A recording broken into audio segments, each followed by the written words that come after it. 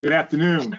This is Darrell Gay. I'm glad to have each of you attend the program with us today. It's good to be here. I want to bring to your attention that this is going to be a very stimulating and interesting program. We have a great panel with us today, and we've got a very interesting, sticky subject that everyone's going to deal with. Some of you join us for CLE credits. I will tell you that I'll give you the code for CLE credit towards the last 10 minutes of the program. To get CLE credit, if you look on the dashboard of the program, the little red arrow, open it up, you'll see a section that says handouts. Handouts. We have 5 handouts. One of those is a CLE credit form, which you need to fill out to be able to get your CLE credit.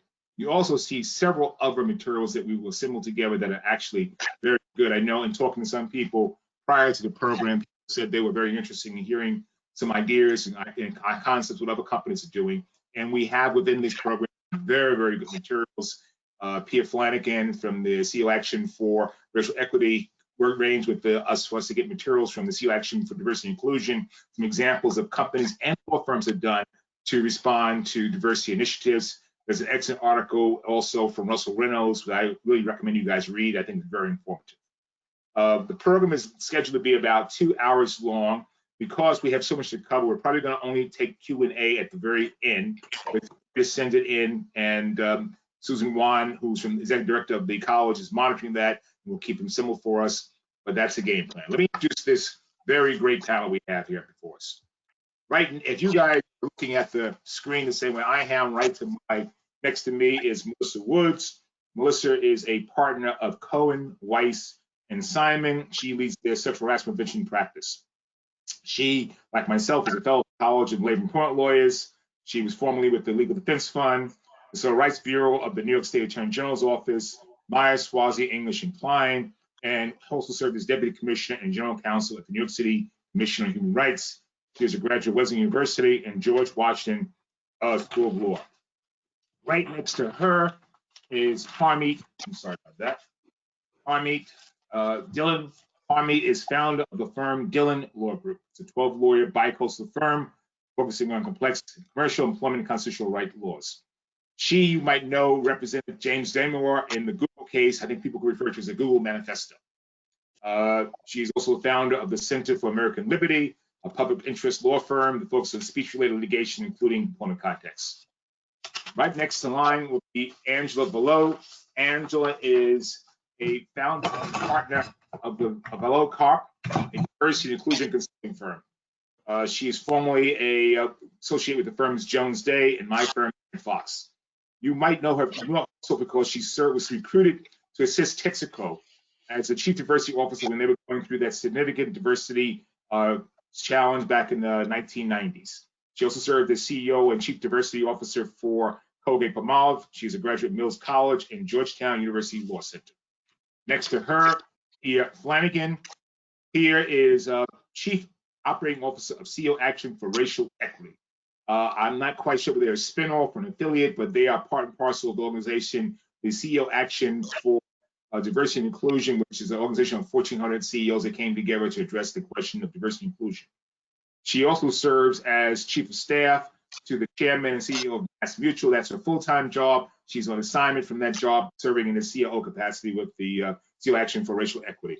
She was previously a partner at Baker McKenzie. Before Baker McKenzie, she was at Kadair Brothers, where she and I first met when I was at Kadair Brothers. We had the pleasure of working together back in those days.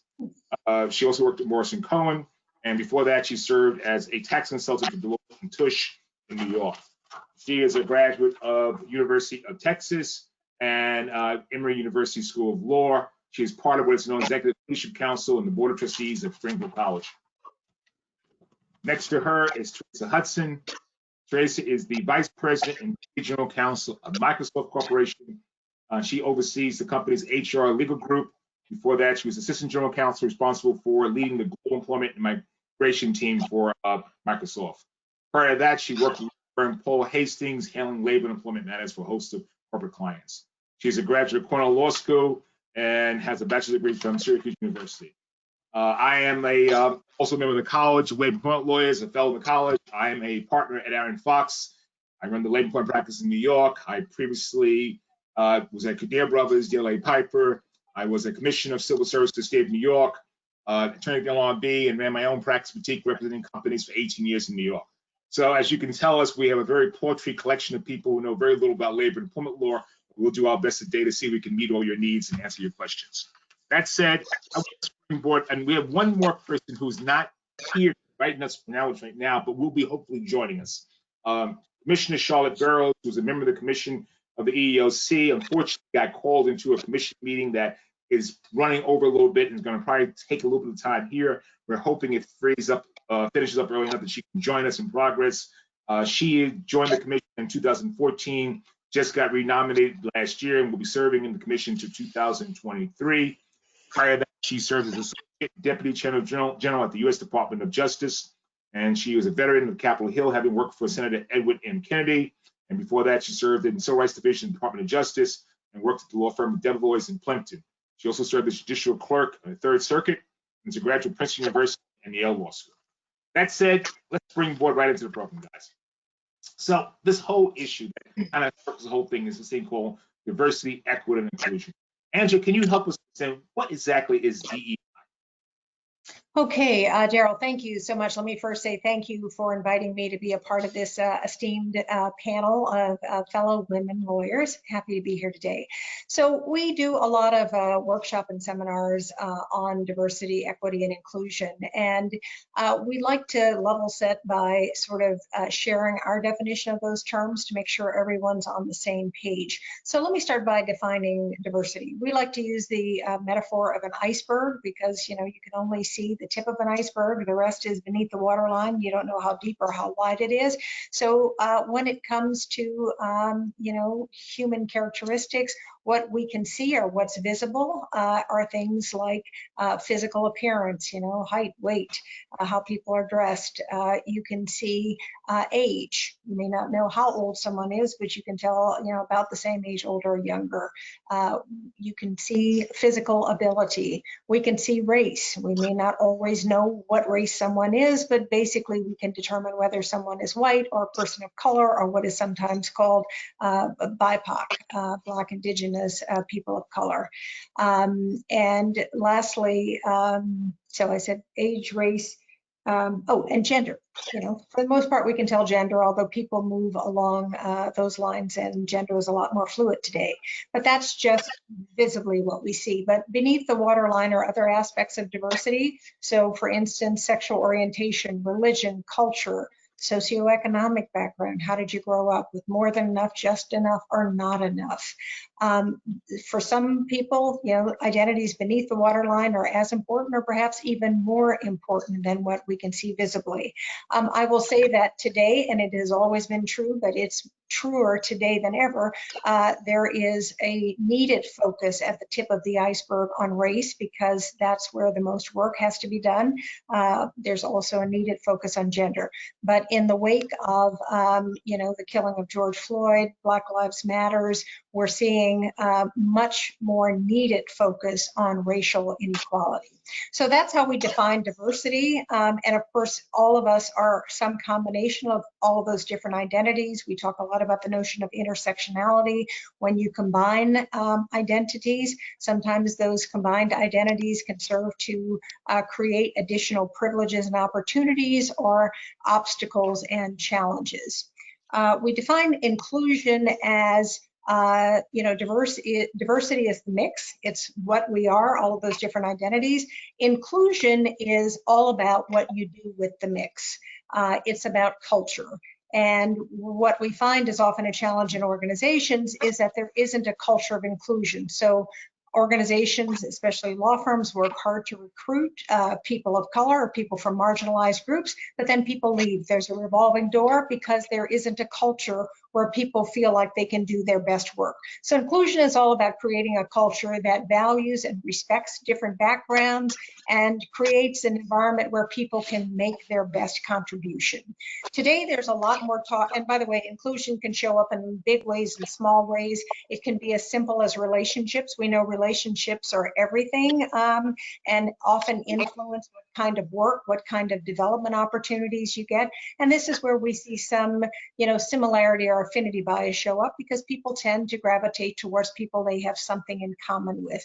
And often people who are in the numeric minority don't have the same access to networks and to relationships. So that's how we define inclusion. And then lastly, I will say that equity is, we distinguish between equity and equality. Equality is treating everyone the same, giving everyone the same thing, and it's an attempt to be inclusive and to promote fairness and justice. But we know that not everyone starts from the same place, and it's not always a level playing field. So equity is giving people what they need to succeed in the way of resources, developmental opportunities, and we're seeing a lot of commitments being made today in terms of racial equity, organizations committing to increase or promote levels of, the demographics in terms of racial equality. So I'm sure we'll come back to that, Daryl. I don't want to take up too much time, but I think those would be my definitions. Thank you, Angela. So here, given that we're in the year 2020, we've had a Black president for 8 years. We now have a, what you call it, Black female president, vice president-elect. Is in the employment space particularly, DEI still necessary? I think it's absolutely necessary. I think those things are great. We still have a long way to go, and I don't have the statistics in front of me, but we have made progress over the years, but not significant and meaningful progress. So I think in order for that to occur, we have to be very intentional about our DE&I efforts internally within our organization. So short answer is yes, it's still very relevant today. Armin, your perspective on that question? Well, I would disagree that no progress has been made or no meaningful progress has been made. Starting from the time that I started my career as a young attorney in the early 90s through today, significant progress has been made just in the legal field alone, which I would argue is a little bit behind the curve than some other industries regarding promotion and opportunities for people of every background. And I see as a lawyer in private practice in Silicon Valley that companies are placing a tremendous amount of emphasis on fairness to all of their workers, on recruiting workers of different backgrounds, on improving access to the promotion and the higher ranks of management in these companies. And so I actually see this as something that almost every American employer is very conscious of, and most of them, in my experience, do try to get it right. It's a very complex field, and every time you make an adjustment in favor of one group, there are implications. There's a butterfly wing effect on other aspects of the employment world. So I think we're going in the right direction, where we have a society where people don't feel like they're being judged by their color. I think that should be the norm. We're not there yet, but I've seen a lot of progress in my lifetime. Melissa, your perspective on it? Well, I think that while there has been some progress throughout the years, it hasn't been anywhere near where it should be. I think every time we have an experience like George Floyd or others where a spotlight is placed on an issue, we pay attention. We think about how to make a change. And then we get distracted by life or by other things. I think many times employers are looking to do the right thing, and often they don't know what that is. And sometimes what they do engage in the office causes more problems rather than less. I think, as Pia said, we need to be very intentional in these activities, and we need to have people in charge of making sure it's done right. Larissa, your perspective?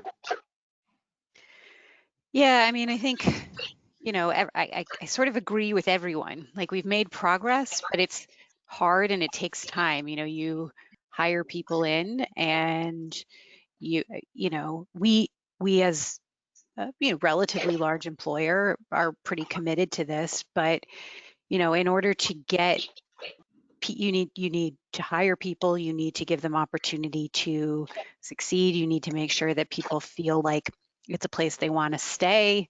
You need to promote people up through the ranks so that you sort of have representation across demographics in your senior ranks, so people can see themselves in the leadership.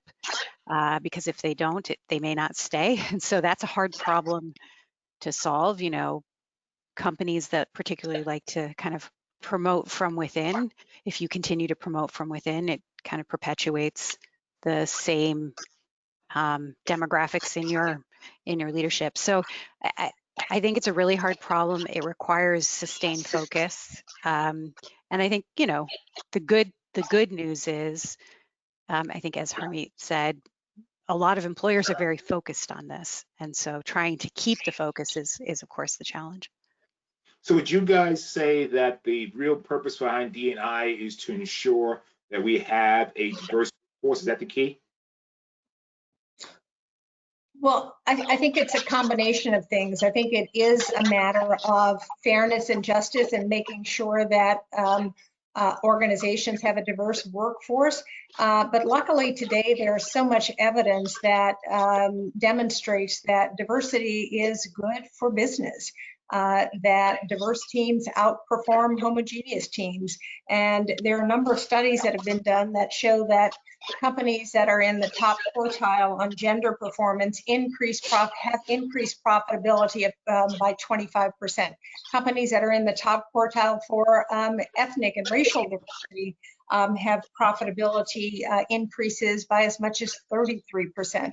So, you know, we try to help organizations come up with the so-called business case, and it's often a blended business case, and I think it starts with the right thing to do. I think that people want to work in diverse environments that reflect the demographics of the communities we live in, the changing demographics of this country. We know that clients are demanding it and often making diversity and inclusion one of the criterion for selecting outside counsel. And we have all of this evidence that diverse teams are better. You avoid groupthink. They come up with more creative problem solving and cutting edge legal solutions. So there are many, many good reasons to focus on diversity. And like some of the panelists have said, I think many organizations, I won't say most, because, you know, in this post George Floyd moment, we have many organizations coming to us for the first time who have had no diversity. So I think the interest is there. I think organizations' hearts are in the right place, but it's not easy to change culture. It takes time and it takes effort.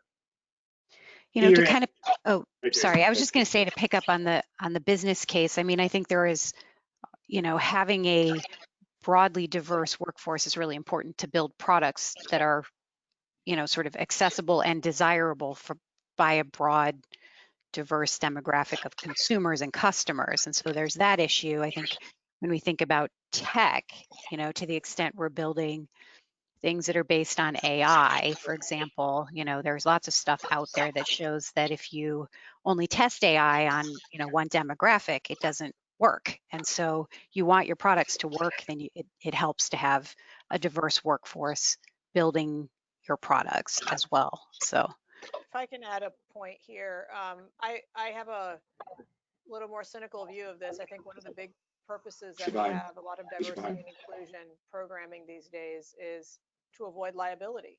Companies have repeatedly been sued because of discrimination, past discrimination, current discrimination. And one way that companies both signal to their workers and to outside lawyers that they are serious about these issues is to implement regular programs.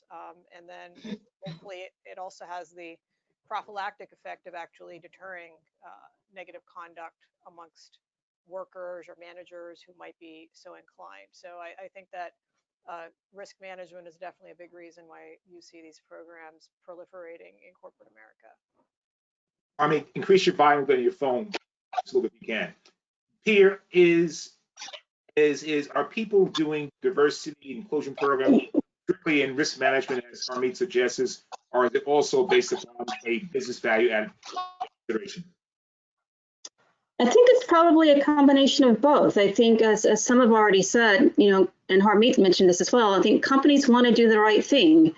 And I think they're looking at it as sort of a multi-pronged approach. Obviously, the risk management aspect is present. They want to avoid liability. But also, I think they do realize that there is a business value add for diversity and bringing diverse voices and perspectives around the table. So I don't think it's one or the other. I think it's both. I think it's, they're looking at it from various different angles, but really coming to the realization for those who have not been actively involved in this space in the past, coming to the realization that, there is business value to it, and not just from a customer perspective, but also from an employee perspective. Employees are sort of stepping up to the table now and feeling more empowered and demanding that their companies be more representative of the communities in which they serve and in which they work. So I think there are various different factors that are contributing to the ongoing attention given to diversity and inclusion these days. Melissa, you're a plaintiff. When you initiate a lawsuit against a company relative to, let's say, a racial issue, is it based strictly upon risk management, or do you think that the company should be doing this because of this case? Well, when I'm usually involved in litigation around these kinds of issues, it is about the treatment of individual employees. And what's happening? Are folks being passed over for positions that they feel that they were qualified for? Are folks having to deal with microaggressions or maybe even explicit, discrimination within the office? That's usually how I begin to get involved in litigations. And I've done a series of investigations where folks in the office are using language that they may not even realize the impact of the language. Sometimes they do. Sometimes it's extremely intentional. But a lot of the time, folks just don't know.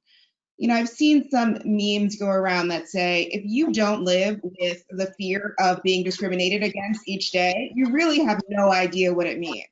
And I think, unfortunately, that is just way too true for many people. They participate in activities that they just never fully thought through or thought about and don't understand the implications. So a lot of what my work entails is helping people understand the implications of their actions. So, having firm social events or outings that are meant to make employees feel good at, the country club where Black folks cannot join is something that folks for many years never thought about it until people raised the issue. And so a lot of what I think that I do in my work is sound the alarm and make sure folks know what the issues are. I think some of the problems are, using this alarm metaphor, is that the alarm has been going off for many years and we just keep hitting snooze. That's what we really need to stop. I recently did a seminar for the ABA talking about how we can get beyond just the conversation of, is this necessary, and what we can do about it. And I found a video by Mattel. It was Barbie and her friend Nikki. And they were talking about discrimination that Nikki was experiencing. And she was explaining it to Barbie. So if we can do this for small children, and small children can understand the concept and work to move beyond it, we as adults need to do that too. And that's what I would like to see employers placing more of an effort on. Thank you. So, Peter and Teresa, the last few months, we've been probably seeing the biggest civil rights movement since the 60s with the Black Lives Movement. Are companies facing pressure to respond and take steps in response to the Black Lives Movement? Do you want to go first, Pia? I can try. Facing pressure. Again, I think the pressure is coming primarily, at least from my vantage point, from within, internally. I think their employees, specifically their African American and Black employees, are expecting their companies to take a position. I liken it to, when one law firm increases associate salaries, the others jump and move. Same thing with this, when the first company, I don't know which company was first to sort of put out a statement after the George Floyd killing, you had every other company or a lot of other companies also issue statements, right? And I don't know if it was because they felt pressure to do so, sort of following the leader, or if their employees were pressuring them, or if they just felt this is really how we feel. We are a purpose-driven company. It aligns with our values and who we are or who we want to be, and therefore they acted. I don't know what prompted many companies to act, but I do think that there's an expectation, again, from employees, so from within your organization, as well as from your clients and customers. And I think you're also seeing it from other key stakeholders, whether that be your investors, your shareholders, and others within that space who are, making this an issue and really forcing us companies to address it. So I think, whether a company feels pressured by it or not, I don't know, but I think there's voices coming from all across the country, the world, asking companies to sort of take a position, to step up, to speak out, to do things differently, to reconsider what they've been doing, and to sort of address these issues. Yeah, I would agree. I mean, I think all of the audiences are paying attention. I also think it's not entirely new. It's not as though, companies are sort of aware of these issues kind of for the first time. And so, we definitely did hear some internal pressure from our Black and African American employees who were saying, we need to hear more from you. But what we ended up doing was really building on work that we had already been doing. It was just sort of increasing commitment, increasing investment. So it's been important for a long time. The events of over the summer definitely made us pause and kind of make bigger commitments, as kind of along the way. I will tell you that I have seen companies reach out to us and tell me they have received petitions from employee groups. They've had protests among their employee groups complaining that to the degree the company does nothing, they are therefore complicit in the actions of discrimination because they fail to do anything. So, Angela, Teresa mentioned these ideas of doing statements. What are you hearing about Black Lives Matter movement? And I see you nodding your head. Are you hearing that employees are in fact looking for companies to step up to the plate and demonstrate that they are cognizant of the movement, cognizant of the need of change, and want the companies to evidence that? Without a doubt, without a doubt. And this is happening across industries. We do a lot of work in addition to law firms and global corporations. Just to give you another point of view on this, we do a lot of work in the museum world and do work for some of the biggest museums in the country. And you may have read in the paper that many of them really came under fire from their employees, current and past, where there were these public letters with some 400, 500 signatories to these letters demanding more diversity in terms of curatorial ranks, conservator ranks, museum leadership. And of course, we saw this happening also, in the corporate world and in law firm worlds, I think perhaps in a less public way. But yes, we're definitely seeing a level of empowerment amongst employees that we have never, employees of color, that we have never quite seen before. And it is the first time in my 30 years of doing this work that it feels to me like the first time people are really listening in earnest in a different way with an eye towards doing something more sustainable and more structural in terms of change. So the demand is definitely there. And, I think we've all witnessed a number of companies, and I've seen it in the museum world as well, where companies and organizations have gotten called out for just putting out these statements, but not walking the talk. And today, living in this world of transparency and social media, it just doesn't fly anymore to put out these statements because there's so many different ways of being called out if it feels like it's not genuine, authentic, or if, companies are not being true to the word. So, to shorthand it for you, what I hear in all of the organizations I work in is employees want people to walk the talk. No more talking the talk. You've been doing that for years. We now want to see action. So, Melissa and Harmeet, what do you think companies should do in response to these employee perspectives that there's a need for action on the part of the companies? I'll go first. I have a different view, which is that if you're a company in the business of making widgets and you treat your workers fairly, I'm not sure why you have to genuflect or apologize for the fact that a police officer in Minnesota committed a crime. I just don't see the connect there. And I think that where we see employers spending a lot of time indulging employees getting off project and criticizing the employer for not speaking out about something that the employer has no control over, I don't see that that's a healthy thing to do. I think it is kind of a rant. And I think that when employers issue these hollow statements that seem to take responsibility or acknowledge something that happened somewhere else that they're not responsible for, I think that's fake.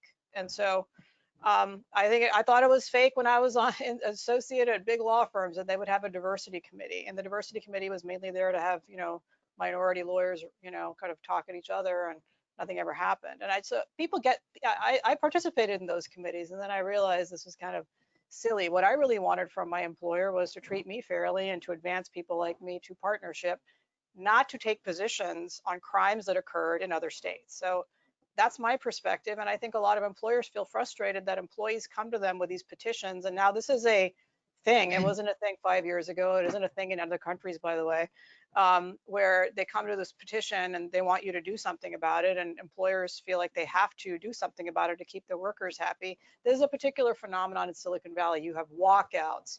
You have companies like Google, which has a culture of allowing workers to spend up to 20% of their time on sort of non-work related projects that usually involves these issues. And it becomes a big distraction to the job. And the job is to create value for shareholders, and this can be a distraction. So you have to deal with employee dissatisfaction. Obviously, I have to deal with it every day in my own law firm, but it cannot become sort of the raison d'etre and distract from the mission. Let me challenge you in that. I mean, you mentioned law firms. I'm 40 years in the practice, and over my 40 years, I haven't seen much progress in the ranks of partnership or senior level leadership in law firms. It's remained basically the same. Corporate America still represents mostly white males, few white females in senior leadership roles. So when you're saying that the companies are responding to the police, it's not just, I think, the police issues that people are raising concerns about. I think that's one example of where people are seeing bias. Don't you believe that if people are seeing bias in the workplace, where there's no progress being made years to years, it's still a situation where the company's not changing their ranks of who represents the company is servicing and making money off of communities of color, but at the same time giving no money back in the levels of ranks. Don't the companies need to understand that they are failing in some way, and don't they need to take steps to alter that, to make sure they're not discriminating? Because yes, they might not be overtly saying, I want to discriminate against you because you're a black or a person of color, but by their reality of the results of what they're doing, they're effectively discriminating. Well, so the question originally was, what should we do in response to George Floyd or BLM movement? No, the Black Lives Matter movement, not George Floyd. So the Black Lives Matter movement includes a lot of stuff, including social justice regarding communism and other issues that are not relevant to whether people discriminate on the basis of race or gender. Okay, and there's a whole lot of baggage there that I don't think the average American corporation and its mission to serve its shareholders should buy into. In fact, the destruction of the corporation is part of that communist ethos. So you cannot just use BLM as a shorthand for discriminating against people of color. That is a mistake, because there's a lot more wrapped up in it than that. I completely agree with your observation, and kudos that your firm is a little more enlightened, but most firms that I worked at in my career, they don't look much different than when I worked there. Now my 28th year practicing, and that's very disappointing. But some corporations in Silicon Valley, example, where I practice, they don't have a history of discrimination. They are led by people of color. Their general counsels are people of color. And I think a lot of the drama that's happening at these companies is really imported from outside issues. And I also would frankly have to push back on the statistics of whether the George Floyd situation is a result of, when you look at all the numbers of people who are killed by the police, I don't think the numbers bear out a lot of the characterizations of this as the product of a white discriminatory culture. I think there are a lot of inaccuracies in that. I think that people are very upset and emotional. I am an immigrant. I grew up in the Deep South. There were Klan members in my county, and we had discrimination. So I grew up in that. So I understand it. And when I see Silicon Valley workers making $250,000 a year, having very cushy lifestyles and spending 20% of their time on social justice issues, I think that's quite a different reality than what the original discrimination remedial measures that have been ordered by the courts have intended, and what the circumstances were there of systematic discrimination. So I think there is a perception amongst workers that is based on what you see in the news, and then there's the reality, and those are often quite different. Melissa, Daryl, would you like to respond? Okay. Jump in here for a second. I think there are a couple of premises we need to deconstruct a little bit. Okay. We don't have to agree with every tenet of Black Lives Matter to agree that sort of the video that we saw of the murder was not something that should be okay. We also don't have to agree with every tenet of any sort of social movement or political movement to support it. And I think that everyone would agree, no matter what political party they are a part of, they don't agree with every single tenet of the party they voted for, but they think that's probably the best decision for them. In the workplace, employees are spending a great deal of their time. The majority of their day is spent in this place where they are bringing their full self. Whatever is happening outside in the world is also coming into that workplace with that individual. And an employee who feels seen and heard and understood is going to be a better employee and work better amongst the community.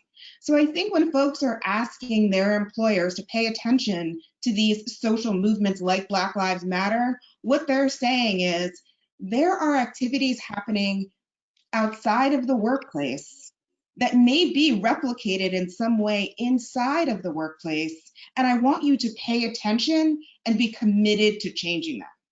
So I would say the underbelly of the same things people are complaining about in housing discrimination and police brutality, et cetera, are the same things that are happening inside the workplace. So when somebody is making a decision about who to hire and determining which parts of someone's subjective behavior matter, you can't disassociate some of those same thoughts and feelings that folks are having outside of the office. It's just impossible. Implicit bias I talk about as some sort of fairy dust that hits all of us. I'm in New York City. When I get on the subway and leave my Midtown law firm and I'm heading to Brooklyn, I will tell you that I profile. When I have my heavy bag of law materials, I don't want to stand all the way to Brooklyn. So I look at the folks who are sitting down and I think about where they're going to get off that subway. And I stand near the person who I think is going to get off sooner than others. All profiling isn't bad, but when it's used for bad purposes, it's got to stop. And we also have to stop pretending like it doesn't happen. We have to stop pretending like Black men walking out in the street can get a cab just as easily as a white man can. They can't. Let's actually talk about it. We don't see the same numbers of Black people in positions of authority because there are hurdles that they have to jump over that white folks do not. And we just have to start talking about it in order to get past it. And Daryl, I would just underscore what Melissa is saying, that one of the beauties of this moment, I mean, one of the silver linings for me as a person who does this work day in and day out for almost 30 years now, is for me, the silver lining, as painful a time as it has been, is that it has opened up a conversation, and a more candid conversation than I have ever seen in the workplace. And what George Floyd did was just put a spotlight on racial inequality and systemic racism and injustice that exists not only in society, but the workplace is part of society. And it's given people permission to have these conversations and really call it what it is. because the fact of the matter is all you have to do is look at the numbers. Numbers don't lie. Look at law firms. And I think, we've already sort of conceded the point that very little progress has been made. In fact, Catalyst, estimates that at the rate law firms are currently going, it would take 100 years for women, and I'm talking white women, to achieve parity with men. When you start getting into people of color and women of color are the smallest minority in law firms. We could do the same looking at C-suites of corporations. The numbers just are not moving. So something is getting in the way. And I don't think it's because anyone is waking up in the morning and intentionally saying, I want to go to work and be biased, or I want to go to work and exclude Black people or other people of color. I think it's affinity bias, and it's, similarity bias. People think and, intend to operate like a meritocracy, but at the end of the day, we go towards people who are like us, and we hire ourselves. We hire people who are like us. The problem is, there aren't many people who look like me as an African American who are in positions of power. So if you look at who's in positions of power, those are the people who are mentoring, coaching, hiring, giving developmental assignments to people like them. So we perpetuate the status quo. You're on mute, Daryl, Daryl. you're on mute. Dee, did you want to chime in on this? I thought you started to say something earlier. I was just going to echo what Melissa stated. Really and truly, I think, every day that, some Black people go to work, they may be triggered by what's happening in the news or current events, right? So it's not about, George Floyd incident specifically. It's not about, do employers have an obligation to speak out against police brutality or specific incidences? It's really about creating an inclusive environment where you recognize that employees are bringing, or you should want employees to bring their whole selves to work and their authentic selves. And part of that is, my lived experiences, and what I heard on the news last night or what I saw in the paper this morning, specifically as an African-American woman. If it's something that is impacting me or my community, and these are things that I've lived with for years, I may be triggered by that, and I'm going to be bringing that into the workplace. Unfortunately, it's very challenging to compartmentalize. I think personally, I've done it for years, but I think 2020 is a different beast, and it's such that I feel as if I can no longer do that because it jeopardizes my health, quite honestly. And so I think we have to create those safe spaces, those open spaces where employees feel as if they have a venue, if you will, a safe space to have those conversations, should they choose to do so. But I think employers need to recognize that all of these things impact productivity, and which impacts the bottom line. And so to me, it is part of the business conversation that needs to be had. Yeah, maybe just to jump in real quick there. I mean, a couple things. One, values-based companies are doing pretty well right now. Companies that sort of lead with their values. And that's, I think partly what we're hearing from investors, sort of institutional investors give better scores to some companies, Microsoft being one of them, that take positions on social issues. It's a complicated question because not everybody agrees with sort of the stated values of the company. But, when you think about employees as a really important resource, especially if you're at a company like that where IP is the thing that you basically need. You need, employees they're not fungible, and so you're trying to attract them as well. So from a cultural perspective, what we've found is we do need to listen to our employees on this if we want to attract and retain them. And so it does, kind of to the earlier thing I said about it being a business case, like it is a business. We have a business reason to engage in this conversation, both because our investors and our employees are asking us to, and it's hard. So, that's just the reality, and then, maybe just one other point. One of the things we hear is it's not just a story you hear on the news. We hear from employees like, I got pulled over on my way home in my community, between the office and my house.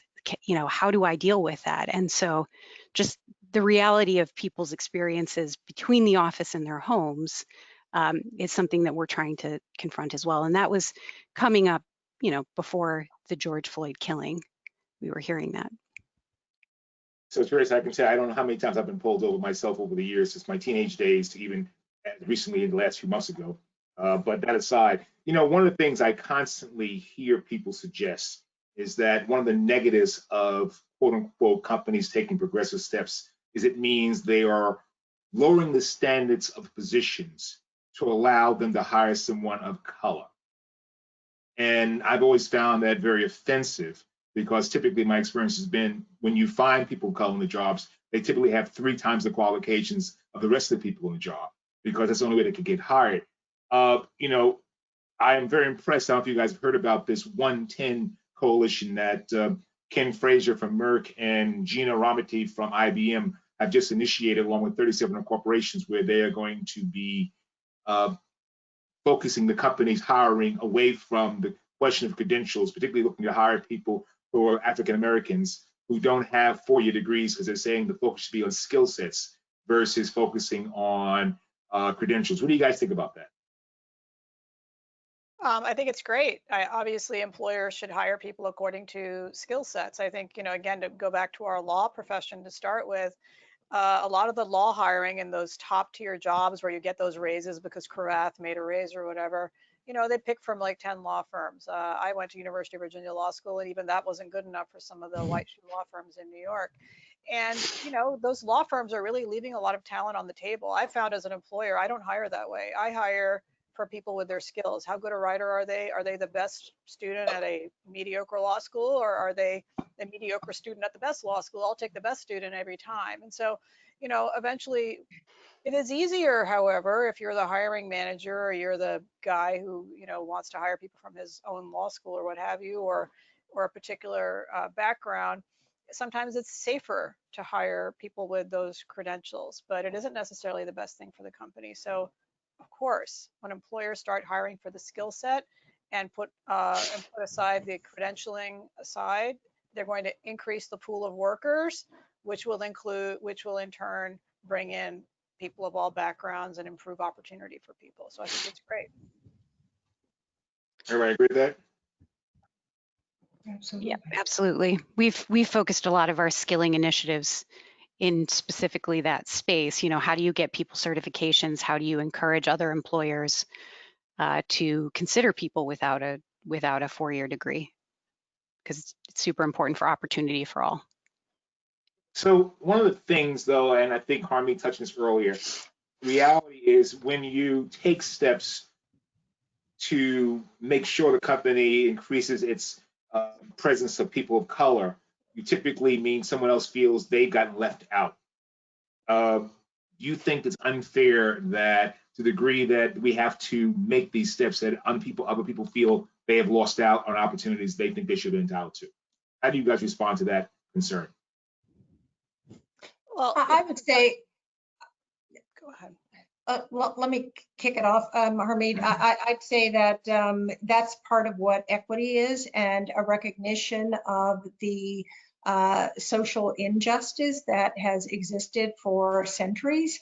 And I think what we're seeing now more than ever is a recognition that we need to do something different to change the demographics and change the dynamics. So we're seeing any number of organizations, some very publicly in the finance sector. We've seen Citibank come out and make a very aggressive set of commitments around increasing, hiring of African Americans.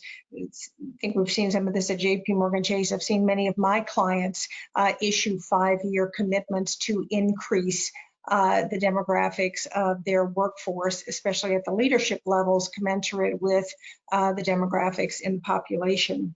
We're seeing NASDAQ recently issued a ruling saying that publicly held companies, I think they've given them a 2-year window to add to their boards of directors diversity, either both in the form of racial, gender, and I think LGBT diversity. We saw the state of California do this. Goldman Sachs said it would not take companies public unless they have diversity on their boards. So, I mean, there is a real recognition that this is not going to just happen, organically, that something has to be done.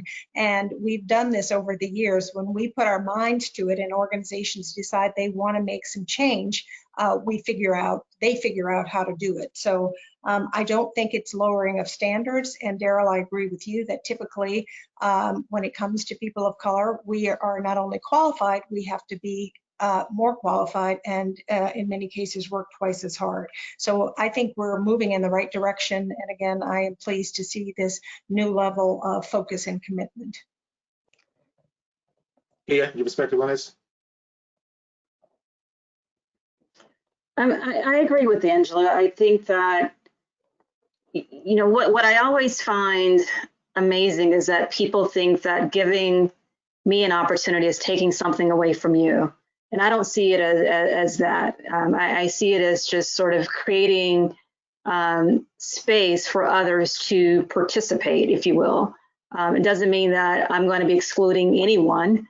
It just means that I'm opening up opportunities for more people to participate. So I've always had a hard time with that sort of thinking or that viewpoint that, whether it's, you're lowering your standards, or whether it is, you are discriminating against, the Caucasian male by opening up, opportunities for others to participate. So, I can't speak to any legal arguments around that, but I think just for me personally, I think that, the pie is big enough for all of us. And, if not, let's make more pie, if you will. I think companies are growing, and they are, although we are in tough economic times, getting back to sort of the 110 initiative, there are jobs available. Companies are hiring for the jobs of the future, if you will. And so being intentional about upskilling, reskilling, or skilling generally African Americans who are underrepresented, and other underrepresented groups as well, only bodes well for the business and will generate better outcomes. Harmeet, your perspective? My perspective is that it's an admirable goal and it's important. And I agree that there should not be a zero-sum game mentality where people are perceiving that if opportunities are being created for people of color, women, people, of, different gender orientation, that takes away from the people who were there before. But a lot of companies get it wrong. And I know this because I sue them for it. And you often see circumstances where a company says, yes, we're getting pressure. Investors want this. These are our goals. We can get there in 5 years organically, or we can make some shortcuts and we can fire some people and make room for those people right now and check off that box. I have seen that happen in some of the very companies that Angela mentioned, some of these Wall Street companies, I can't say which, but they have been sued for doing exactly that, very conspicuously firing the white person and promoting somebody from the mailroom to the top level of management in order to check a box. That doesn't really work. I have never ever seen that happen. Okay. Ever. Hire somebody at a high level and hire somebody from the mailroom to replace them? Never seen that. I'm using a metaphor. My point is skipping several levels to make somebody in a position and firing somebody. So yes, it does happen. And or bringing somebody in from the outside who doesn't have the same skills to check a box, but conspicuously firing somebody to do that. That does happen in corporate America, and that's not the way to do it. The way to do it is recruit people. The way to do it is be very intentional about filling a vacancy. But every worker has rights. Existing workers have rights, and simply making room to make up your deficiencies as a company for not being representative by firing people or saying I'm creating a category of jobs and that's only for people of color.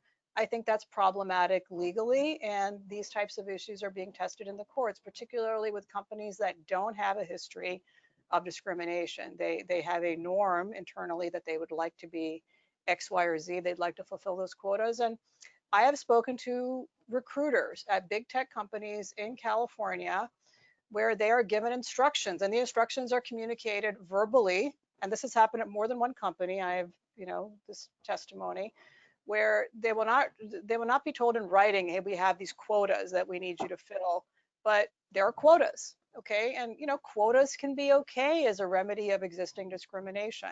Whether it is okay as a way of going about business when you don't have a history of that, I think remains to be fleshed out in the court. So I think the balance that needs to be struck here is that you need to treat all the workers well, and you cannot just treat, for example, there are companies with different, cultures from abroad, and I even saw a company in a company that has, came from abroad, a European company that talked about the greening of the workforce, meaning we want to hire more youthful people. Guess what? That came at the expense of firing people in their 40s and 50s and greening their workforce. That happens in America. That's why people like me have successful practices. It's because this type of discrimination does occur. It doesn't have to occur. People should not take shortcuts. Companies should be very intentional about this and treat all workers with respect and dignity. Harmony, would you acknowledge that Absolutely. when a company hires a white male, they are 10 times less likely to be challenged than when I hire someone who's black? Isn't it more likely that I when don't you know about 10 going to come up and times, and I think it is well, grossly it's numbers unfair of to generalize about corporations. There are corporations that get these things right, or they try to, and there are corporations that are terrible, like law firms. I think most law firms are so corporations that do very poorly at that. So I'm not going to sit here and generalize that every company treats white people better than 10 times better than people of color. I don't agree with that.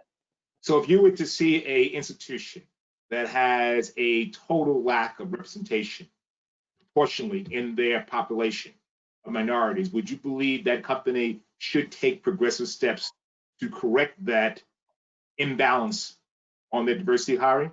Or would you just tell them, just leave it alone, but it just happened, naturally? How would you approach helping Well, that company? that's obviously a fake example. I'm not aware of Perfect any example. It happens all the time. totally fake. I'm not aware of any companies, certainly that I have dealt with in my 27-year career, that have 0 people of color in it, and then they are asking, what should we do next? Right. If that is really your setup, you should absolutely hire somebody to help you expand the pool of applicants, and you should be very concerned about that. You should be very concerned at your poor history of hiring from our very diverse community in the United States. So I think companies, that is not, that cartoon that you just described is not the reality. The reality is companies hire people of color, but they don't retain them very well. They don't hire enough people of color. They have a culture that is not welcoming to people of color.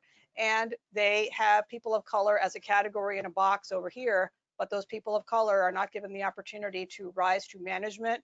They are not, promoted to the board level, the C-suite. That happens. That is absolutely a problem. But the cartoon of not ever hiring them is really not happening in Well, 2020 in let- any let's company let's that I let's deal with. let's take the focus of what you refer to cartoon. Let's look at a good number of corporate America. Let's look at their corporate boards, which are very lacking in representation. Do you think those companies now should be charged with the fact that if your boards and your executive suite level do not look for people of color and this diverse community that you acknowledge exists, should those companies now step up to the plate and take corrective action? Well, now you're changing the subject to the boards, and Uh-huh. indeed, states are actually, please let me finish. Sure, please States do. are actually making laws. California, right here where I'm sitting, is a pioneer in that regard. I think it is very unfortunate. I shake my head when I see a law like that because apparently the law was necessary. Yes, it is a problem that companies are doing this, but it is encouraging to see that the market is also responding to this, that institutional investors are asking for this. I think that Goldman Sachs, as a private corporation, making a decision that it will only take clients who are reflective or at least concerned about these issues. I applaud that as a corporate policy. I think that is great. I'm going to wait and see how successful California's top-down approach to forcing this on corporations is going to be. I am frankly cynical about it. I think you are not going to see the manna that you expect from that corporate measure. I think it is going to be very interesting to see what happens with that, and we'll wait and see. Yes, I think that companies are better when they look like the communities they serve. We have the most diverse country in the world, and we have diverse markets, and it is crazy that companies have all white boards. Yes, that's a problem. or are male dominated. That's a problem. So, but is it a situation of they don't hire people of color? That's actually no, because of litigation. We have Title VII, we have the Department of Fair Employment and Housing, we have civil rights laws in every state in America, and a company does not get very far only hiring white people or only hiring men before they get sued. And I file those lawsuits too. That is wrong. That should not happen. In some states like California, and of course now federally, many other aspects are protected besides race and gender. Well, I'm not going to Here's the whole. Go ahead, Melissa. for- Go ahead. Go ahead, Melissa. thing that's difficult for, let's say, a Black woman who is, a C-suite level employee. Let's say she's discriminated against, and there's clear evidence of it. She could clearly sue her boss. But the other reality is she's going to have a hard time finding the next job because people don't want to hire folks who sue their employers. That is just the reality. We cannot deny that. So litigation is not always the solution. And I'm a litigator, so that's sort of against my interest right there, but it's not always a solution. So Title VII and city laws, state laws, et cetera, are great, but they're not going to solve the problem. One of the challenges I think I would like to see us face in 2020 is changing our language, changing how we talk about these scenarios. I disagree with you that it's a cartoon that people don't hire, folks of color, because I don't think we would have so many all-white spaces if that were really the case. Or even I have a client right now who's a white woman, who's a C-suite level exec, who's dealing with discrimination, gender discrimination in her workplace, and she keeps telling the CEO, she tells HR, and nobody does anything. If we really had representation of people who were seriously committed to creating a workspace that was welcoming to everyone, those things wouldn't happen.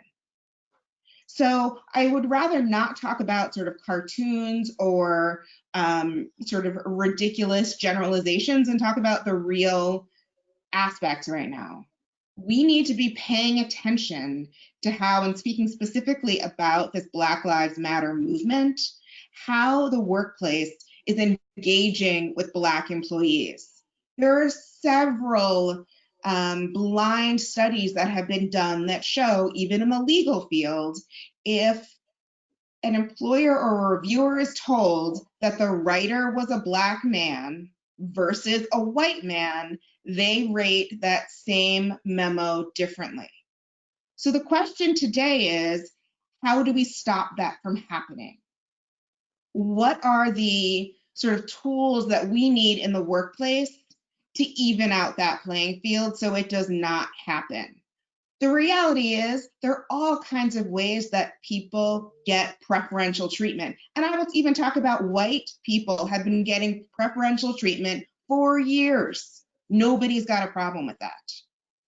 But when the person getting the position that is valued is not a white man, Daryl, I absolutely agree with you. The first instinct is to generalize and talk about it must have been affirmative action. They must have been trying to check that box. And in 2020, it exists just at the same rate, I believe, as it did in 1980, 1960, 1950, and we are not talking about it. We got to start doing it. Yeah, so to your point, the conversation I'd like to have is, what we're seeing happening in workplaces across America. And it's not only across America, most of the organizations I work with are global, and they are holding these conversations across the world for all of their employees. So I'm signing on to calls, at 9 o'clock at night to do Asia at 9 in the morning, and we're doing these for Latin America and, all over the country, all over the world. But it's having these conversations and educating people. I start by giving people, the benefit of the doubt, and I assume good intent. And so much of what I see in my work is that people just don't know.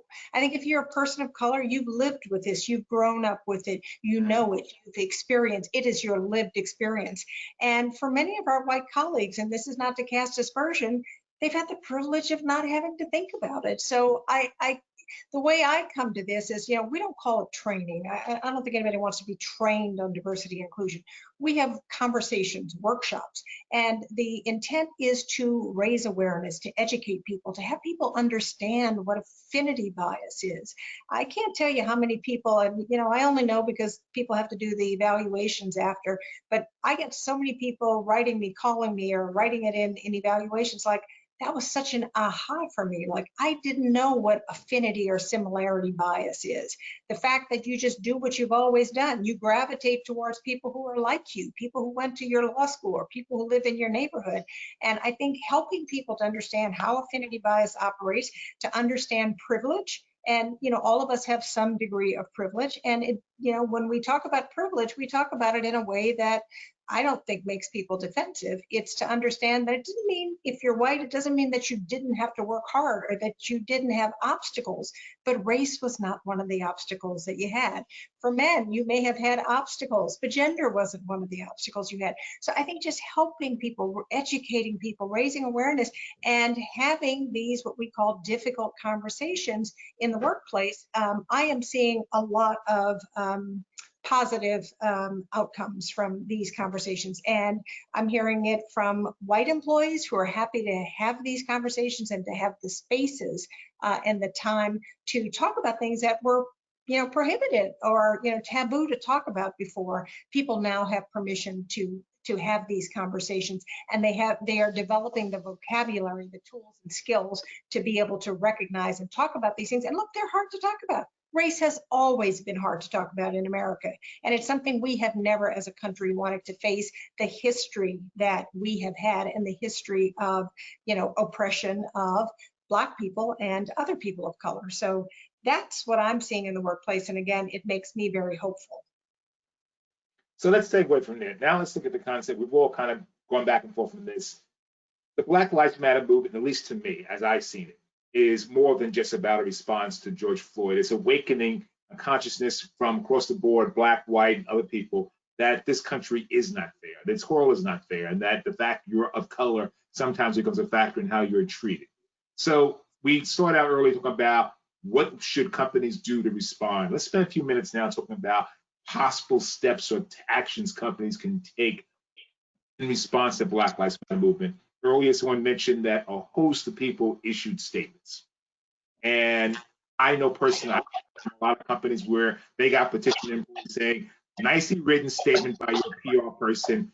No, that is all right. So what do you guys, perspectives and thoughts? What should companies now that we're in this point in history, what should companies be doing? And Peter, I'm going to start with you. I know you got your policy initiative where you're developing and looking at things from the seal action for racial equity. And I know Mass Mutual has taken a lot of very good progressive steps over the year. Can you share some ideas with us? Sure, Daryl. So I'll start by talking a little bit about CEO action for, actually I'm going to start talking about CEO action for diversity and inclusion, and then lead into CEO action for racial equity. So CEO action for diversity and inclusion was started about 3.5 years ago in 2017 by PricewaterhouseCoopers. And it has grown to be the largest CEO-driven business commitment to advance diversity and inclusion within the workplace. Today, there are about 1,500 CEOs and presidents and other leaders of some of the world's leading companies, business organizations, academic institutions, who are collectively leveraging their individual voices and collective voices to advance D&I in the workplace. They have taken a pledge which outlines a specific set of actions that the signatory companies will take to cultivate a trusting environment where all ideas are welcomed and employees feel comfortable and empowered to have discussions around diversity and inclusion. This pledge consists of 4 different commitments. The first is that they will continue to make their workplaces trusting places, to have complex and sometimes difficult conversations about diversity and inclusion. Secondly, they will implement and expand unconscious bias education. Third, they will share their best practices, as well as those practices where there are challenges with or where they have not been as successful. Just sort of creating an environment where there is collaboration around D&I, because we know that it is not a competitive issue, but a societal one. And lastly, the last pledge or commitment is creating and sharing a strategic inclusion and diversity plans with your board of directors or other governing body. And so those are the 4 commitments that are part of the pledge that CEOs in companies and institutions take if they want to sign up for CEO Action for Diversity and Inclusion. They also pledge to create an accountability system within their companies or organizations to track their own progress and share regular updates with each other in order to catalog the most effective programs and measurement practices. So that is the CEO Action for D&I effort. This year, I would say back in May, after the George Floyd killing, PwC's US Chairman Tim Ryan sort of took a step back and said, you know, it's great that we've been working on our internal organizations and our DE&I efforts internally, but we think that corporate America needs to do more to improve racial equity for society as a whole. And so through that, CEO Action for Racial Equity, which is a fellowship, was born. And so CEO Action for Racial Equity is a fellowship whose mission is to identify, develop, and promote scalable and sustainable public policies and corporate engagement strategies that address systemic racism, social injustice, and societal well-being, and improve societal well-being. And we're going about that by focusing on 4 areas that we feel are foundational to any well-being society, and that's education, healthcare, economic empowerment, and public safety. And so the fellowship consists currently of around 200 fellows from over 100 organizations across America. Each of those organizations is a signatory of CEO Action for Diversity and Inclusion. We essentially have loaned out, if you will, an employee or 2 for the next 2 years to work solely on public policy issues that advance racial equity. And when we speak of public policy, we mean at the federal, state, and local levels. So we are looking at how can we advance new legislation or amplify existing legislation? How can we create new corporate social contracts or best practices, each with an eye towards advancing racial equity in one of the 4 pillars that I just mentioned. So that is one step that I think corporations, at least those who have signed on to the fellowship, are taking and have committed to take to sort of advance racial equity for society at large, but also advancing D&I within their organizations. And I would encourage anyone on the line who's participating in the webinar, if you have any interest in CEO Action for D&I or the fellowship, to please visit the website, ceoaction.com, for more information. The fellowship will be beginning wave 2, starting January 25th. So we are accepting a new wave of fellows, and we would encourage anyone and welcome anyone who's interested, who has passion and interest around this area, to please sign up and participate in one or the other. So that's a little bit about those 2 organizations. I think internally within MassMutual, we've been on a D&I journey, if you will, I would say for the last 10 to 15 years, even before I joined the company in 2013. I think diversity is core to what we do, who we are and how we act, and how we measure success. And it's ingrained into our organization really in 3 primary ways, and that's engagement, accountability, and advocacy.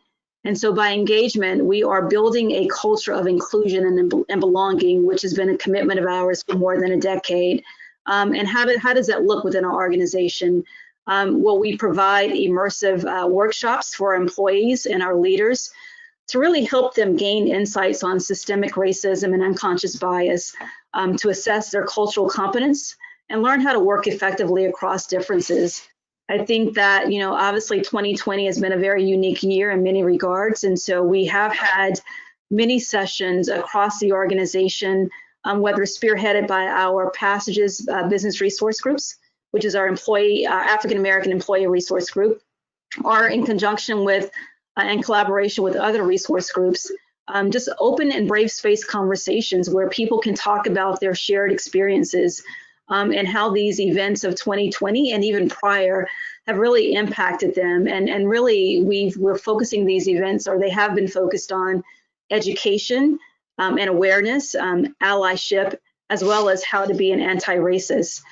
We've also provided a very extensive collection of online resources through a platform that we use on systemic racism for employees, really highlighting the importance of continued education and learning so that we can all be equipped to actively work against racism, not only within our organization, but externally as well. Again, I mentioned the business resource groups that we have that are really, advising and providing feedback and input to the business on, things such as, marketing to different segments of our population and customer base, serving as focus groups to sort of be an ear or an advisory board, if you will, on, how will our products and services be perceived by different segments of the population. And so really, more than just a social group, if you will, but really a business resource group. We've also invested in developing inclusive leaders with required programs such as Leading Inclusively and White Men and Allies, which addresses unconscious bias and systemic privilege. So we've done a lot in that regard. And even earlier this year, before I accepted the fellowship, I was spearheading an effort, the Black Strategic Initiative Working Group, that really is a follow-up to some work that was done by our Passages BRG starting last year, where we really sat down with the company's leadership and said that we need to develop a Black strategy, one that is focused primarily on the African-American employees, as well as our African-American customers and those who live in the communities in which we live, work, and serve. And so we started doing that work and really took that to the next level, or sort of accelerated that journey, if you will, as a result of the events of 2020. And so the focus of that initiative, which is still ongoing, kind of piggybacks on the focus of the racial equity work that I'm doing through the fellowship. We're focusing on education. And again, that's both internally and externally. We're focusing on diversity, equity, and inclusion. We're focusing on economic opportunity, as well as equitable justice, which is really the public policy space, our government relations space, if you will. So focusing on those 4 areas across MassMutual and really trying to figure out how we can better support our African-American employees and customers and those whom we service across the country, if you will. I mentioned accountability is sort of one of the pillars of our internal strategy, and really that means we're holding ourselves accountable to ensure that we make progress. So not a quota system, but we really are looking at improvement in workplace diversity. And we are measuring that as part of our annual goals, along with sales and earnings, really to give employees a greater stake in building the culture that we want to create internally for our organization. So it is part of our metrics, if you will, for our annual incentive plan. We are also sharing our workforce demographics with employees so that they can see how we are progressing. And in addition, we've had a conversation already about the composition of boards of directors. We are very intentional in making sure that we have diverse voices and perspectives on our board, and more than half of our board of directors are either women or people of color. And lastly, I will talk a little bit about advocacy, which as part of our pillars, we continue to champion causes and advocate for ideas that support greater inclusion. And that looks like, contributing to different organizations within our local communities of Springfield, Massachusetts, Phoenix, Arizona, or New York City, or Boston, whether it's working with the urban leagues of those areas, the local chapters or the local branches of the National Association for the Advancement of Colored People, the NAACP.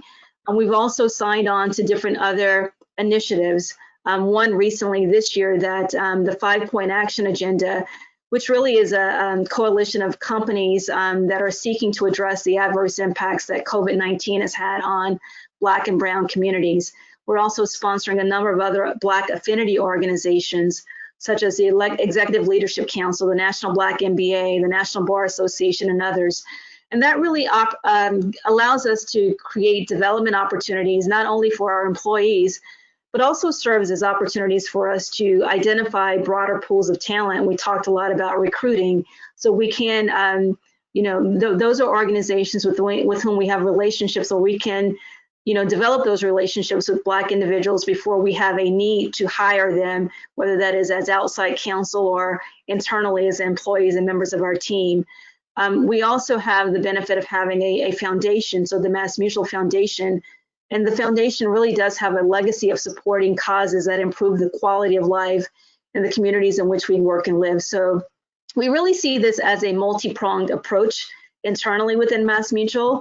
Whether it's, looking at our internal DE&I efforts, whether that is looking at working with different affinity organizations and supporting affinity organizations, whether that is finding other ways to service and support the communities in which we live and work. That is one aspect of it. But again, it's engagement, it's advocacy, and it's accountability. So, we have a lot of work ahead of us, but we've been on this journey for a while, and we're very proud of the steps that we have taken. We're very proud that DE&I is ingrained within our culture and really is a strategic priority for us. We have a long ways to go and lots of room for further improvement, but those are just some of the steps that we as a company are taking to advance these efforts internally. Here, just one clarification. This body of people attending this seminar are both people who represent our companies, represent plaintiffs, but also people who are partners and chairmen of firms and unions. Can unions and law firms also join the civil action movement? There are certain eligibility requirements, Daryl, so I would encourage people to check the website and to inquire about that. But the coalition right now consists of corporations, it consists of academic institutions, it consists of trade associations, nonprofit groups. So it runs the gamut in terms of the spectrum of entities and institutions and organizations across the country. But I don't want to misspeak. I'm not involved with CEO Action for D&I. So I would encourage everyone to check out the website, and there is a link or an email address that you can request additional information regarding eligibility requirements if interested. And the handouts you guys have, Pia was kind enough to provide to us a listing of examples, various companies and what they've done diversity-wise. And in that, I saw several major law firms, like such as correct. There are firms that are listed there. Law firms who are participating. And there are, correct. Yeah. So, Teresa, you've heard what Pia is doing. I'm not trying to make this competitive, but any more thoughts and ideas from your perspective? I know your company got a lot of heat from the Department of Labor this fall when it came out with some perspectives of how it was going to respond to Black Lives Matter. Yeah, so, I think we've been publishing an annual disclosure that you can find on our website, just kind of measuring some of the things that Pia was talking about. In late June, our CEO came out with a statement talking about our various investments that we were going to make. We had one that was focused kind of on our internal population related to representation and inclusion. We had one that was focused on engaging in our ecosystem, which is really about using our balance sheet and sort of engagement with suppliers and partners. And then one about strengthening our communities, which is really about using data and technology and partnership to kind of help people's experiences in the broader community. We did get an inquiry from the Department of Labor, from the OSCCP, specifically asking about our commitment to, we had a specific commitment that we were going to double the number of African American and Black employees in senior leadership and management positions. And they asked for us to show that this wasn't, illegal race discrimination. And, we responded in a public blog, which people can find if they're looking for it, to say that it's not. We are increasing hiring, we are increasing roles, and so you can double numbers when you're sort of increasing overall opportunities. So, I think that's one of the things that you sort of have to acknowledge if you're taking steps like this, that you'll get some attention for it. Some of it might not be the kind of attention you were looking for to begin with. So, yeah. Angela, do you want to add anything from your perspective as one who counsels companies on how to handle and respond to things like diversity concerns? Yeah, I think, Pia's done a great job of laying out, all of the great and wonderful things her company is doing, and Teresa, to your company as well. In addition to things like education and awareness, working with ERGs, I often advise companies that, a place to start, a good place to start is with a culture assessment to see what do you have, what are the current perceptions, what's working well, what are challenges and opportunities. And, everyone is, companies are at different places, organizations are at different places along their D&I journey, but often a culture assessment is can be a look in the mirror. It's an opportunity to see how different people are experiencing the culture. And often that could be a good starting place and a very sobering opportunity to hear candidly how people are feeling about an organization. So we typically conduct culture assessments by doing some combination of online survey, focus groups, and some one-on-one interviews. And typically people are much more willing to be candid with an outside consultant. You know, we summarize themes and prepare a report, not in writing, but a report that we share with companies. And that often serves as a starting place for step number 2, which is a best practice. And I've listed this, by the way, in the 10 best practices sheet that we've included in the handouts. I recommend to companies that they develop or create a DEI strategic plan because, you know, you should think about diversity, equity, and inclusion in the same way you would any other aspect of your business. You should treat it seriously. What I've seen over the years is organizations sort of throwing a training at diversity and inclusion, starting a diversity council, starting up some ERGs, getting frustrated, saying we tried everything, but it's not being done in a strategic way. So I think, you know, strategic action plans, setting out year 1, year 2, and year 3 priorities are helpful because it provides companies with a roadmap on what to do, where to start, and, you know, what the game plan is going forward. So I've listed a number of other suggestions, but I think that is sort of the starting place if companies haven't already done that. And sometimes we pull together existing employee surveys, but I find that most companies, even if they are employing, surveying employees, they often don't drill down deeply enough in terms of DEI questions. So we often help companies and organizations supplement their employee surveys. But I think you got to start by looking in the mirror and look at what you have and then figure out where you're going to go from there. And that's where your plan comes in.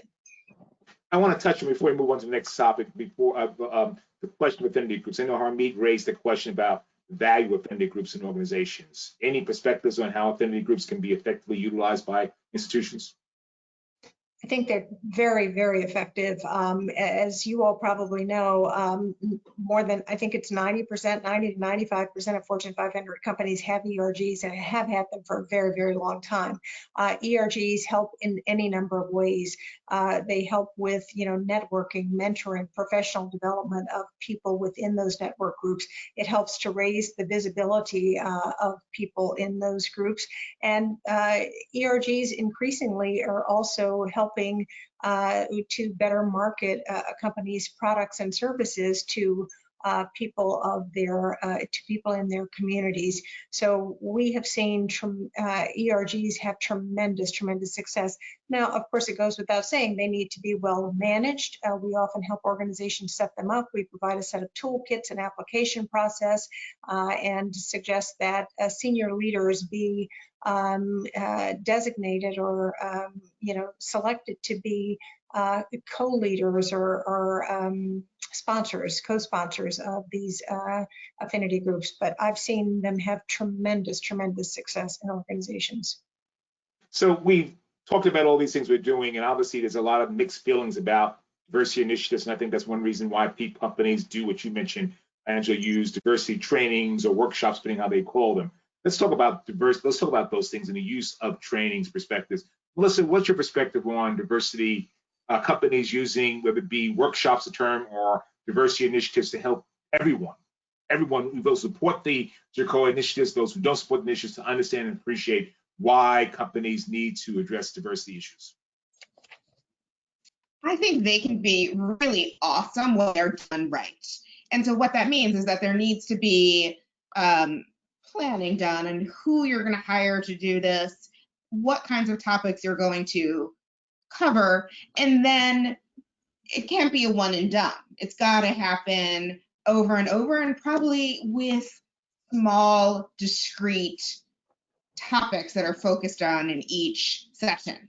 I think, you know, workshops can be eye-opening and an aha moment. It can also be painful and difficult for both, you know, the Black audience members who think about this every day and have sort of the unwritten rule that they're not going to talk about these kind of issues at the workplace, and for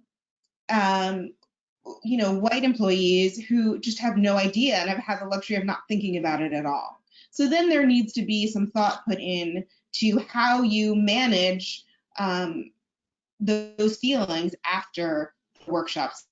So I think they can be really helpful when they're thought through and the different aspects of impact are thought out. And so it could be that it starts with the executives and the policymakers first, and then it's rolled out to the wider staff.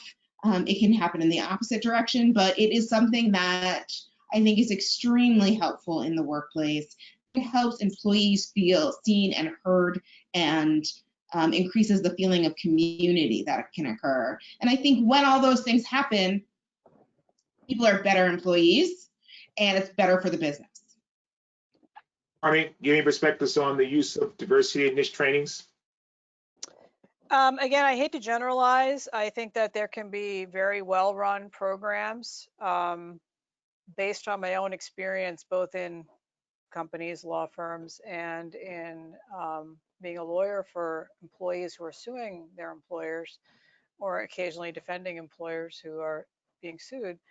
I think programs are all over the map. I found that earlier I mentioned that every big firm I worked at had a minority associates committee, or I guess that would be kind of a tacky thing to say now. They'll probably call it a diversity and inclusion committee. And there were no minority partners hardly, so there were a couple of white partners there to listen. And yes, it was mainly minority workers ranting about the conditions of employment, feeling frustrated. So it was good in the sense that we knew that they were each other and that they were being heard. But I think ultimately it actually magnified the alienation of workers who felt that there was no future for them at these law firms, and then they left. So that is a risk if you're just doing this as a sort of exhaust valve without channeling that energy, which will be there because yes, workers are aggrieved around the world, to something positive and some action items, and also make sure that you are not just sort of babysitting it, but also having people at the highest level commit to it. Then you can have a successful outcome. And it isn't just workers. And I mean, I'm on a national political organization. We have these conversations there as well. People all over the world in different settings and walks of life feel like they're not being heard because of who they are, where they came from, what their name is, et cetera. So these are conversations that are hard to have. I think it all depends. I think when I see companies that put the white workers in one room and the people of color in another and do these trainings or whatever workshops separately, that's a really bad idea. I think when you're talking down to people with, I think the Robin DiAngelo white fragility, for example, I think that's a terrible way to go about training. I think it is terrible to talk down to people or ask young white people in their 20s to bear the burdens of history as if they've done something wrong and have to apologize for that. It is one thing to sensitize people to how others have felt and their felt experiences. It is another to sort of project blame on them and then make them feel like they are not equal or they're inferior. And so companies get it right. Companies that, Pia obviously has a very well thought out, corporate environment and culture there and programs that she's working on. And that's at one end of the spectrum. And there's the other end of the spectrum of it being done wrong or frankly not being done at all. That would also be a mistake, because I think in every company, even in my small law firm of 15 people, there are differences of opinion, and we all have to get together from time to time to talk about them. And if you ignore the problems which are inherent in a workplace, you are asking for trouble and just simply deferring. It's a deferred maintenance that has to be done later. So Angela, you make your living helping companies navigate this space. Why don't you give us some of your wisdom? Well, I would go back to, I think a lot of what's already been said. I think you have to have these conversations. I think for too long, we ignored these issues. They don't go away by ignoring them. I think giving people the space, a supportive space, some ground rules, and facilitating these conversations. Listen, I agree that, if not handled well, diversity training. Again, I hate that word.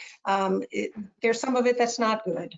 You know, I happen to pride ourselves on doing it well, and we've had good success, and I think the organizations we work with have good success. But I think you know, the need has always been there, but today more than ever. And I want to just be clear that it's not only that people of color and African Americans are asking for this. I can't tell you the number of white employees who want this, who are saying, help me. I profess to be uncomfortable and I don't know how to have these conversations, but I recognize the importance of this and I want to be able to have these conversations. So tell us, you know, help me to understand, you know, what we should be doing. Partners and law firms tell me all the time, we want to get this right. We have tried, we are continuing to try. Help us understand what we have to do. So I find that the will is there, often the skill is not there. But again, I am seeing organizations take up this topic in a much more serious way than I have ever seen. So it makes me hopeful. You know, I am not a naive person. I've been around for a very long time, and I like to say the jury is still out.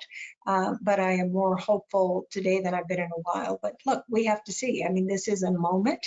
I hope it's more than a moment. But I think it's a serious moment of racial reckoning that we've never really had to face. So I think time will tell.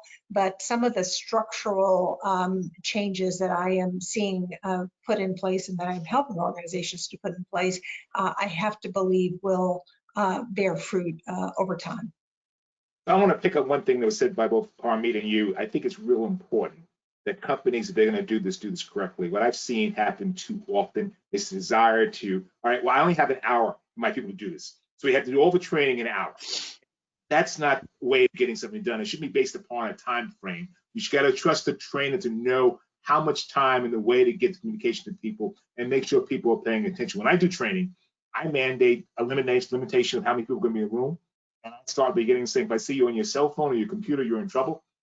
You can be back in Socratic method, you're getting calls, because people sometimes take this attitude, as long as I can check the box and said I did the training, companies do it, I'm okay. It hurts the company because it gets you litigation. But let's deviate a little bit now. The content of the training. This year, had an executive order that went directly at the heart of the content of training, Executive Order 13950. Let's spend a few minutes talking about that executive order, which I think we all hope will go away come January. But right now, it does exist. And unfortunately, I think a lot of people are still moving along the lines that it will continue to exist, or at least even if the order goes away, they'll still make contentions. Let's talk about the heart of the executive order. And Angela, I'm going to go back to you because this is more or less your space. You know, I think it's important to hit that psychology, both for the people of color and people not of color, of what the issue is. And I know when they talk about white fragility or, you know, those things like that, that's important. I think even to agree that I tell people that when you're communicating to people of color, you got to understand it's not just what you say and do, it's how they perceive what you say and do. That's going to, it's psychology being a very important factor. So, Angela, give me some perspective on the content of the training. So do you want me to talk about the executive order? So look, the executive order was, I mean, one of the most preposterous things I have ever seen in my entire career. I mean, you know, we don't do any kind of education or awareness, and I'm looking at the document now. You know, the idea it sets out in the preamble is to combat offensive and anti-American race and sex stereotyping and scapegoating. So none of our workshops or discussions are anti-American. They're not about stereotyping. They're not about scapegoating. They're not about making anybody villains. They're really about education and awareness.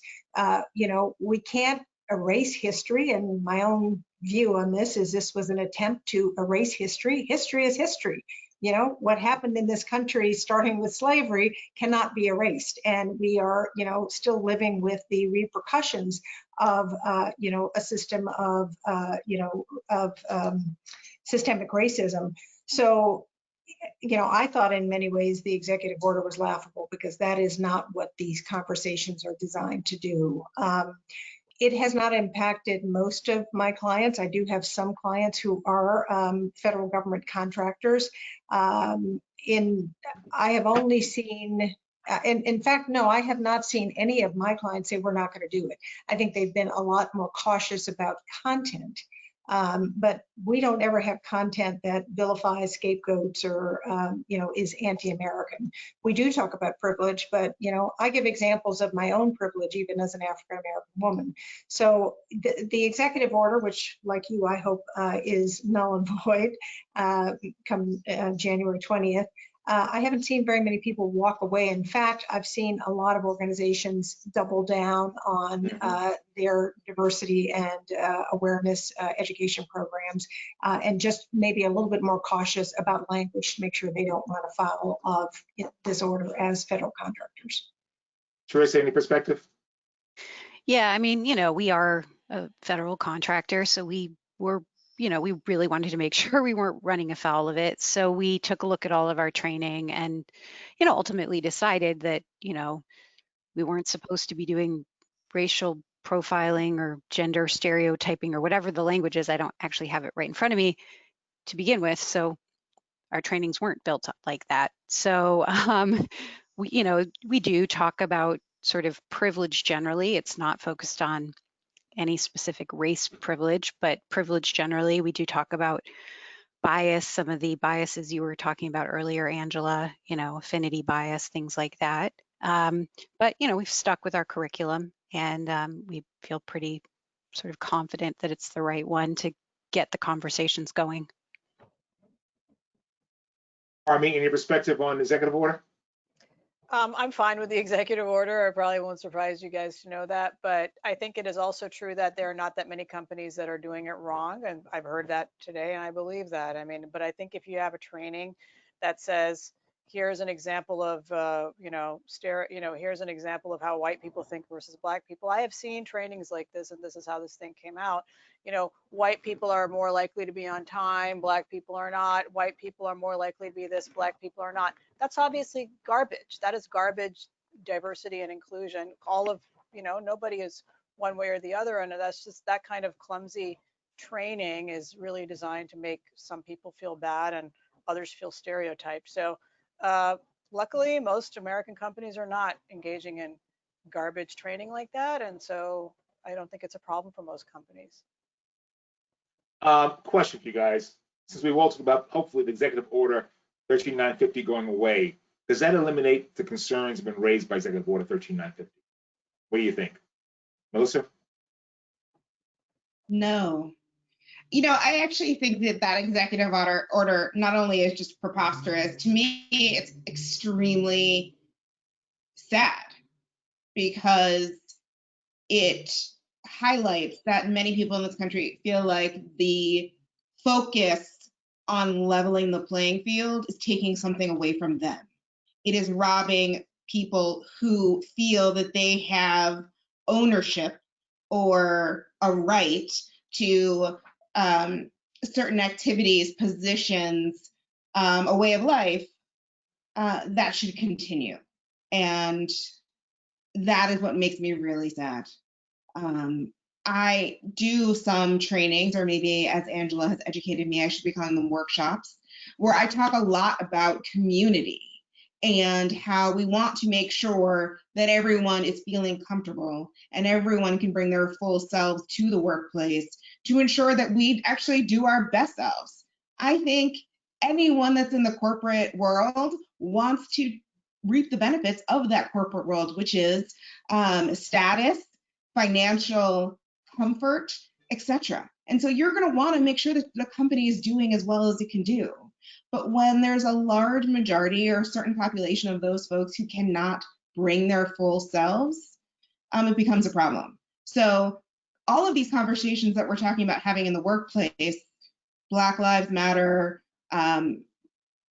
gender discrimination, sexual harassment prevention training, all of those things are things that the communities that are the subject of them talk about all the time. And they talk about it outside of the workplace. So let's again sort of just talk about it in the workplace in a way that makes people believe and understand that there's enough for everyone and we can all do it. As Pia said, if people are feeling like there's not enough of the pie, let's make more pies.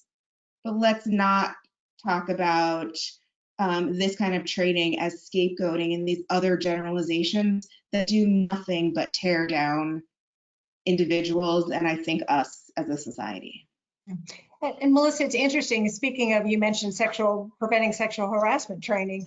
I mean, that is a requirement. Most states require it. No one objected to that. People needed to be educated on, where the line is.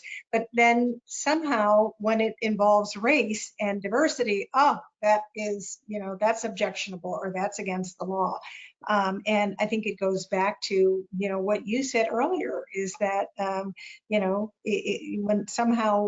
we start hiring people of color, suddenly it's that standards are being lowered or we're, bending the rules.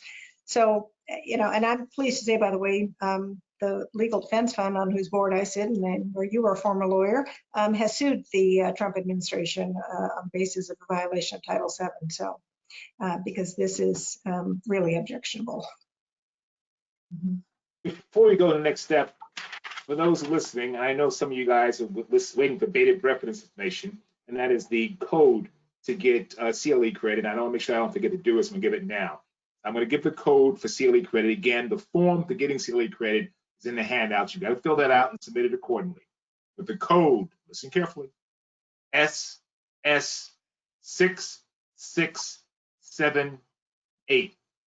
One more time, SS6678. Now don't hang up now. Hang on. We've got more of our program to go to 15 minutes, so don't leave yet. So guys, we've got a few questions. I'm going to see if we can try and cover some of the questions that we've covered on here.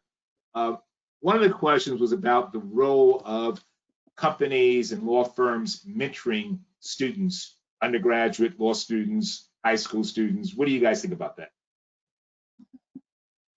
I think it's super important. Yeah. Yeah, I mean, that's a no-brainer. Of course they should do that. It's great, and it's a pipeline, and it's also giving back to your community. That's all good. Yep. I'm going to raise a question for you guys. We have a Supreme Court, and obviously every so often, every few years, there's a challenge to these initiatives to improve the workplace and the diversity in courts and schools. They've got a challenge at Harvard Law School, Harvard College. They've got a challenge at Yale, and they've got other challenges. What do you guys think? Is there any concerns about the Supreme Court? Is it now assimilated, adversely affecting diversity issues? What do you guys think? Yes, there is concern. There's good reason for concern. I mean, it is expected that the Harvard affirmative action case will eventually go to the Supreme Court. There have been several attempts to overturn affirmative action, and I think the legal community and the civil rights community fully expects that that case will ultimately reach the Supreme Court. So given the current composition of the court, I think there is good reason to be concerned. And I think it would be a travesty to overturn affirmative action in this day and age. And I don't want to opine. I'm going to be hopeful that the court will not, take that step. I think with the fact that we've been getting challenges. I remember the Bakke decision in 1978 when I was working in the Department of Justice. It's like every few years they try to undermine this thing. What is there anything that corporate America can do to convey, or anyone else can do as plaintiff or defense lawyers or any lawyers, our perspectives of the importance of the initiatives? I mean, I know Harmeet raises the question, the concern about it being done fairly and appropriately. How do we get around conveying to the courts and the bodies that this is important? I know, Angela, you and Pierre pointed out that corporate America have seen that diverse workplaces also make a better product, better corporate returns, and improves the end bottom line for corporate America. How do we convey this message other than just sending white papers and doing amicus briefs? Can I talk about the Harvard case for just a second, though, just to be clear what we're talking about? We're talking about with Harvard's criteria for admitting Asian students being racist, okay? And the Harvard practices that were uncovered included grading almost all Asian students who applied as having low personality. And that was weighted in such a way to lower their numbers entering into the class. It wasn't an overall attack about affirmative action. Harvard and other Ivy League schools, I went to an Ivy League school, They have a history of discrimination against Jews first. Similar tactics were used to limit the number of Jews admitted to these classes. And now because Asians are perceived to overperform and coming into these schools in greater numbers, efforts are being taken by these schools to affirmatively decrease the ability of that minority population. So just to be clear, the case is not about overall whether affirmative action is a useful factor in entering in crafting the composition of a private school's class. It's a little more complicated than that. And so I just want to make sure we know what we're talking about.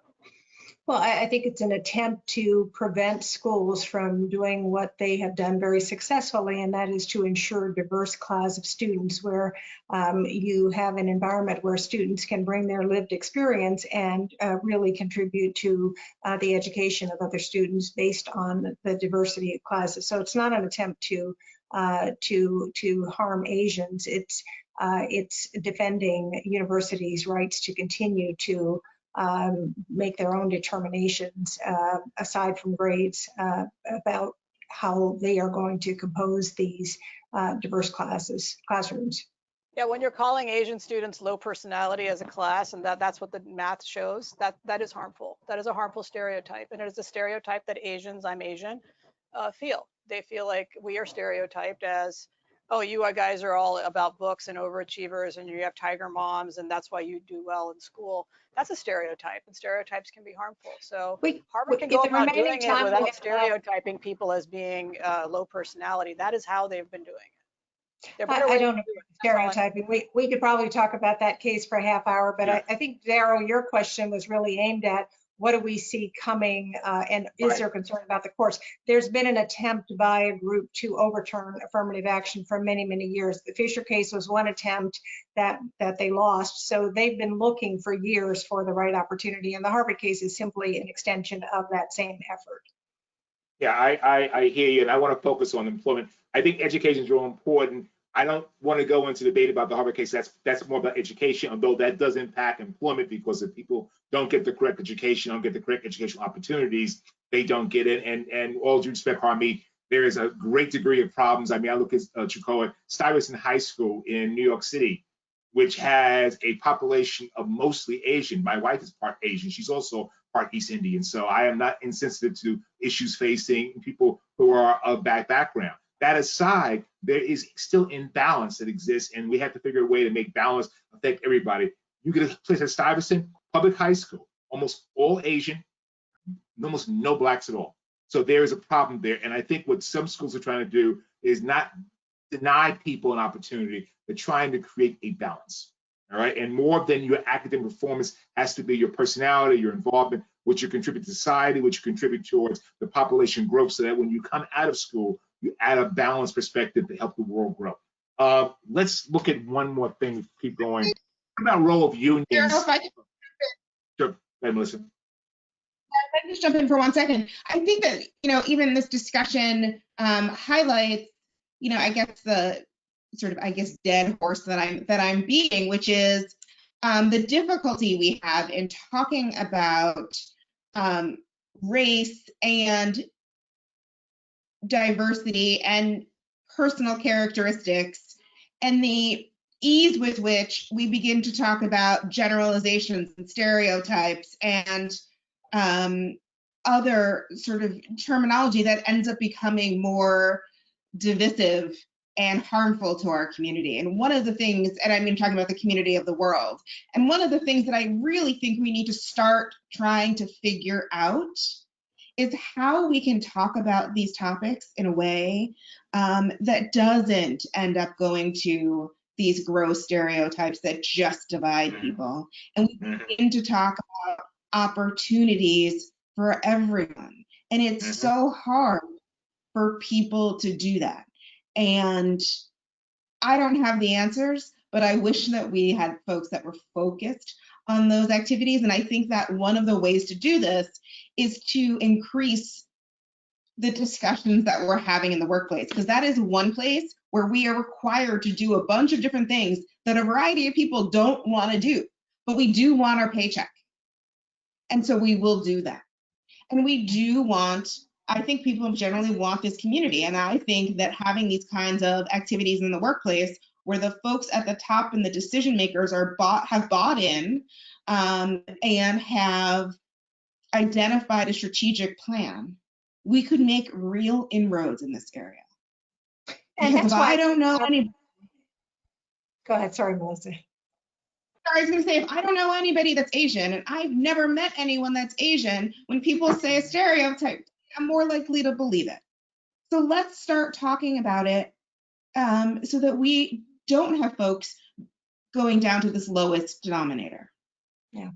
The other thing I was going to say, Daryl, on this point is that, you know, that's why organizations like CEO Action are so powerful and so important. You know, the fact that you have this organization form in 2017, and it was on the heels of Charlottesville and the protests there, when CEOs came together and said, okay, we have to step in as the business community. This is important to us. We understand this is important to our employees. So I think we're seeing much more interest in this and a growing demand from the private sector. Now, how that's going to, you know, mesh with the Supreme Court decision, should it take this case and decide it. But I have to think that they can't be blind to the fact that there is a growing demand, cry, advocacy from the business community to say, this is who we are. This is part of our business. So, you know, that makes me hopeful, and I try to remain hopeful and look at the progress that's being made. It's not to say that there aren't forces out there that are opposing this, but again, I mean, I think, you know, CEO Action, the 110 Coalition, there are just so many things like this that are evidence of the importance and the fact that DEI is not going away. I think it is just going to continue to grow and get stronger. I'm going to take one step. I know we've talked about 110 Coalition. We've talked about CEO Action versus. A lot of people think this is a big issue, an issue for big corporate America. And I want to have a minute while we're wrapping up. Is this important just for big corporate America, or should all employees, whether they have 15 employees, 500 employees, 100 employees, or 500,000 employees, should this be something that's universally addressed by every company? Yes, every company should care about this issue. Every company should want their workers to be happy, want to retain them, and strive to have a workforce that reflects the community. That doesn't mean every company can or should be forced to engage professional diversity inclusion consultants to do it. But I think everybody should care about it and be concerned about it. And you know, I just got a reminder just now during this conference that I have to do my sexual harassment training, and it's by the end of the year, and my staff reminded me to do that. I'm the boss, and I'm the last person to do it. I believe that's typical. You know, it would not offend me, and in our law profession, we're required to take continuing legal education in some states, California, that incorporates these issues of diversity and inclusion, and it does not offend me. So I think that there are ways to do that for every company, and they should. So everyone should do. I think it's important to convey to people that they have to take involved. I've always said that no matter what size corporation you have, you got people. You got to manage people correctly. And so when you say force people, my concern when I tell people sometimes companies, when you look at your workforce and you see no white people, you can't just see no black people, no white people, no Asian people. You just can't assume that you're discriminating, because you might then engage in discrimination by just assuming you're going to hire someone without getting a consultant to advise you the proper steps to take to make sure you don't engage in discrimination based upon a person's race or sex or age. So you've got to look, you just can't assume I find my workforce is all white, all black, therefore I've got a problem. It's not that simple. You'll have a legal problem there. So you do have to hire consultants, and I encourage that. Any final comments? We're wrapping up, so give everyone a chance at final comments. Melissa? Thank you for having us, Sarah. Thank you for leading us through this sort of intense and important conversation. Amit? Yes, I agree. I think this was a challenging subject, a very uncomfortable subject for many people. I appreciate the opportunity to share my views here that are perhaps a little different perspective than some of the others here. And I hope we continue to have thoughtful conversations on these topics. Angela? Thank you, Daryl. I think it was a very engaging conversation. I am going to continue to remain hopeful based on what I'm seeing. And I just think that the need is tremendous, and I'm seeing so much interest and focus and increased commitment to racial equity, diversity, and inclusion. So despite the dark times that we're in, I think we're moving in the right direction. Yeah. Well, first, Daryl, I just want to thank you and the college for having me this evening. And I think, you know, we've talked about the companies and organizations that are grappling with these issues and really don't know where to start in terms of how to address it. What should we do? I would just encourage you to do something and not let perfect get in the way of good. I would encourage you to reach out to people like Angela or Harmeet or Melissa to sort of figure out, you know, where to start and make sure that you're not running up against any legal issues if that's of a concern to you. But I think just do something and start with your employee resource groups or business resource groups. I think they are a wealth of information and can also help you to sort of identify the areas that, you know, as an organization, you should be focusing on. Picking on me, you didn't include me in that list. How come? I'm sorry, Daryl, and Daryl as well. No problem. You had to mess with me, that's all. Teresa. Yeah, I just wanted to say thanks to all the panelists. Also, like I think I've learned a lot just listening to other people talk today, and I think that's actually probably the most important thing, is that we all have to just keep listening and learning. So thank you for organizing, and thanks for including me, and thanks to the rest of you for teaching me. So one more time, the CLE code for this seminar is you got to get all the handouts and you get the form, fill it out. The code is SS6678. I also highly recommend you guys look at the handouts. There's some fantastic materials in there. The stuff that came from the conclusion, which is just what some companies have done and what they were trying to achieve. Some of the research papers are very stimulating, very interesting and informative. The checklist Angela gave helped as well. I want to thank each of your panelists. Each have been invaluable to make this a very productive program. Wish everyone a good holiday season. And with this craziness going around, stay healthy and safe. Take care, everybody. Good night. Thank you. Yeah. Bye-bye.